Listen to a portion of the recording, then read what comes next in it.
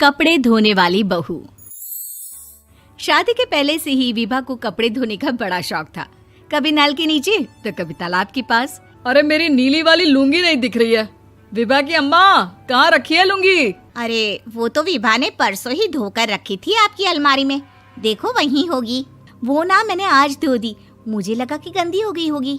अरे कैसे गंदी हो गई थी? उसे तो मैंने पहना भी नहीं। हे भगवान, इस लड़की के कपड़े धोने की आदत से परेशान हो गया हूँ मैं। जितना तो घर में राशन नहीं आता, उससे कहीं ज्यादा डिटर्जेंट पाउडर का खर्चा है। इसकी शादी करवा दो, शादी। जाए अपने घर में ही करे काम, फिर चाहे घर के कपड़े धोने हो या पूरे गांव के। हाँ ठीक बोल रही हो, देखता हूँ मैं कोई लड़का। वो दिन भी आ जाता है जब विभा को देखने लड़के वाले आ जाते हैं। लड़की मुझे अच्छी लगी। होने वाली सास कहती है, बेटी अगर कुछ पूछना है तो पूछ लो। वैसे तो हमारी लड़की बहुत ही शर्मीली है, जो बोल दो वो मान लेती है, इसे क्या पूछना होगा। अरे कैसी बात कर रही हो माँ, मुझे इन लोगों के घर रहना है, सवाल तो कई है। हाँ हाँ बेटा, पूछ लो ना, क्या पूछना है। आप लोगों के घर कपड़े कौन धोता है? सास का मुंह बन जाता है। देखो, अगर तुम ये कहना चाहती हो कि तुम्हें कपड़े धोने नहीं आते तो सुन लो, कपड़े मैं ही धोती हूँ, लेकिन तुम्हारे आ जाने के बाद मैं रुमाल तक नहीं धोऊंगी। अरे चुप रहना भाग्यवान, बहू बेचारी घर आई नहीं, उसे डराना शुरू कर दिया।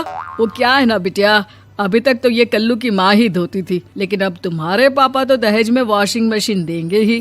तभी विभा की माँ बोल पड़ती है, सवाल भी पूछा तो क्या। वैसे भाई साहब, मशीन की तो फिर भी कपड़े धोने की कैपेसिटी होती है। मतलब जो बिटिया दे रहे हैं ना विभा, इसे कपड़े धोने का बहुत शौक है। ये आप लोगों के क्या, आस पड़ोस गांव मोहल्ले सबके कपड़े धो दे और उफ तक ना करे।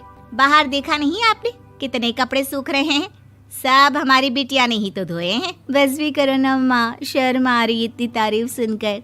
और तो और एक दाग निकाल कर दिखाओ तो मान जाऊं। हाँ अच्छा अच्छा, माफ करना बेटा, मैंने गलत समझा। हमें तो रिश्ता बहुत पसंद है। और ऐसे जुड़ जाता है रिश्ता कपड़े धोने का शौक रखने वाली विभा का। उसकी शादी हो जाती है कोयला फैक्ट्री में काम करने वाले कल्लू के साथ। शादी के बाद अचानक विभा चिल्लाती हुई सास के पास आती है। सासू माँ, अरे सासू माँ कहाँ है आप? ये तो धोखा है, धोखा दिया आप लोगों ने मुझे। इसे ससुर के चक्कर के बारे में पता चल गया। अरे तो उसमें तुझे क्यों धोखा मिला है? अरे नल में पानी नहीं आता, कपड़े कैसे कब धुलेंगे? अच्छा अच्छा, तू पानी नहीं आ रहा उसकी बात कर रही है। तो आपने क्या सोचा? कुछ नहीं। अच्छा हाँ, तेरी माँ ने कहा था कि कपड़े धोने का शौक है तुझे, याद आया मुझे। शौक शौक बोलकर कपड़े धोने वाले मेरे जुनून को कम ना आके सासू माँ, कपड़ा धोना मेरा गुरूर है। तभी पति भी वहाँ आ जाता है। अभी अभी मैंने इसे सनी देओल की फिल्म दिखाई है, उसी के डायलॉग मार रही है माँ। अच्छा सुन, साफ साफ बता रही हूँ, पानी सुबह 4 से 6 और शाम को 10 से 12 आता है, समझी?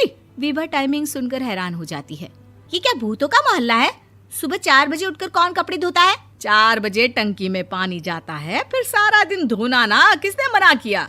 अरे कैसी बात कर रही हैं? 200 लीटर की टंकी में कितने कपड़े धो लूंगी मैं? सुबह ही उठ जाऊंगी मैं। अब क्या था, विभा सुबह 4 से लेकर रात के 12 बजे तक कपड़े ही धोती रहती। एक रोज सास पड़ोस से निकलकर कहीं जा रही होती है कि साथ वाली कहती है, हाँ कल्लू की माँ, जरा ये बताओ कि 2 साड़ी है, 2 ब्लाउज और एक पेटीकोट और एक नाड़े वाला लंबा कच्छा।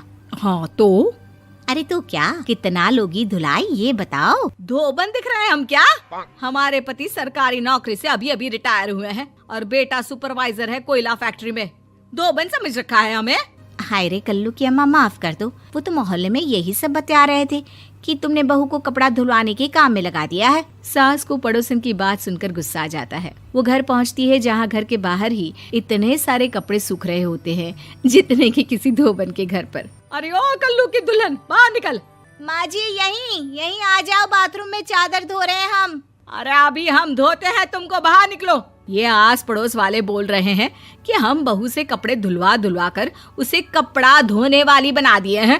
अरे छोड़ो ना माँ जी, किन लोगों की बातों में आती हो? आस पास के लोगों का तो काम ही होता है कि वो किसी तरह सास बहू को लड़ा दे। बहू सारे घर के कपड़े धोती है, ये क्या कम है? बोलिए। सास को भी लग जाता है कि वो बहू का ये सनकीपन नहीं छुड़वा सकती, इससे अच्छा है कि खुद ही चुप हो जाए। एक रोज सास और बहू मंदिर जाते हैं, जहाँ सास की साड़ी वहाँ खड़ी भीख मांगने वाली से मिलती है। माँ जी क्या बात है, आपकी साड़ी उस भिखारन से कितनी मिल रही है ना? हाँ हाँ देखो तो, दोनों की साड़ी मिल रही है। क्या बात है कल्लू की अम्मा, तुम खुद को तो अफसर की बीवी बताती हो और ऐसी सिंपल सी प्लेन साड़ी पहनकर घूमती हो। सिंपल और प्लेन नहीं है ये साड़ी। तो क्या सोने के धागे से फूल बने हैं? कुछ भी सासू माँ, कुछ भी। हाँ बने थे इस साड़ी में सोने के धागे से फूल। मेरे पति लेकर आए थे मद्रास से स्पेशली मेरे लिए 10,000 की। ताहे भाई साहब इस भिखारन के लिए भी सेम टू सेम साड़ी लेकर आए होंगे 10,000 की। सास उस वक्त तो कुछ नहीं कहती, लेकिन बहू के साथ घर आती है और अलमारी से एल्बम निकाल कर लाती है। ये साड़ी देख रही है, ये वही साड़ी है जिसे मैंने अभी पहना था। इस साड़ी में ये जो चमकदार फूल दिख रहे हैं ना, ये सोने के धागों से काढ़े गए हैं। लेकिन तू लोकल वॉशिंग मशीन ब्रश से घिस घिस कर सारे फूलों को निकाल कर साड़ी प्लेन कर दी। मुझे माफ कर दीजिए सासू माँ। और तो और, जब मैंने तुझे तेरी गलती के लिए कुछ नहीं कहा, लेकिन तूने तो सबके सामने मेरा मजाक ही बना दिया। क्यों? बहू को समझ में आ जाता है कि अब से उसका कपड़े धोना बंद।